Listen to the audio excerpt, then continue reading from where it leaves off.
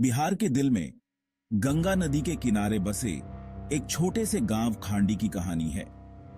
इस गांव में कई कहानियां प्रचलित हैं, लेकिन सबसे रहस्यमयी और डरावनी कहानी है पांडुब्बा, पानी के भूत की। यह सब कई साल पहले शुरू हुआ, जब एक विनाशकारी बाढ़ ने गांव को तबाह कर दिया था और कई जानें ले ली थी। इन मृतकों में एक छोटा लड़का राजू भी था, जो अपनी परिवार को बचाने की कोशिश करते हुए बह गया था। उसका शरीर कभी नहीं मिला और गांव वालों ने उसकी गहरी कमी महसूस की। कुछ महीनों बाद खांडी में जीवन फिर से सामान्य होने लगा, लेकिन नदी के पास अजीब घटनाएं होने लगी। मछुआरों ने हवा में अजीब फुसफुसाहट सुनी और कुछ ने पानी की सतह के नीचे एक छायादार आकृति देखने का दावा किया। गांव वालों ने मान लिया कि ये पांडुब्बा पानी के भूत के संकेत थे। एक शाम जब सूरज क्षितिज के नीचे डूब रहा था और नदी पर लंबी छायाएं डाल रहा था, कुछ बच्चों ने एक दूसरे को चुनौती दी कि वे पानी के किनारे जाएं। उनमें से एक बहादुर लड़की प्रिया भी थी, जिसका दिमाग जिज्ञासा से भरा था।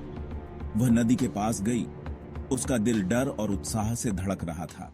जैसे ही प्रिया ने पानी को छूने के लिए झुकी, उसने एक ठंडी हाथ अपने टखने पर महसूस की। वह चौंकी और पीछे हटने की कोशिश की, लेकिन पकड़ मजबूत हो गई। नीचे देखकर उसने एक लड़के का पीला चेहरा देखा। उसकी आंखों में दुख भरा था। यह राजू था। उसने एक आवाज में कहा, जो नदी की धारा के साथ गूंज रही थी, मुझे शांति पाने में मदद करो। डरी हुई प्रिया गांव वापस भागी और बड़ों को अपने देखे हुए के बारे में बताया। गांव वालों ने बाढ़ और राजू के दुखद अंत को याद करते हुए उसकी आत्मा को शांति देने के लिए एक अनुष्ठान करने का फैसला किया।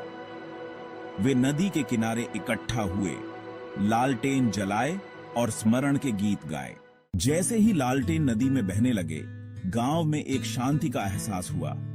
फुसफुसाहट बंद हो गई और छायादार आकृति फिर कभी नहीं देखी गई। गांव वालों ने मान लिया कि राजू की आत्मा ने आखिरकार शांति पाली है और पांडुब्बा की कहानी एक ऐसी कहानी बन गई जो सभी को स्मरण की शक्ति और खोई हुई आत्माओं को उनका रास्ता दिखाने की महत्ता की याद दिलाने के लिए सुनाई जाती है।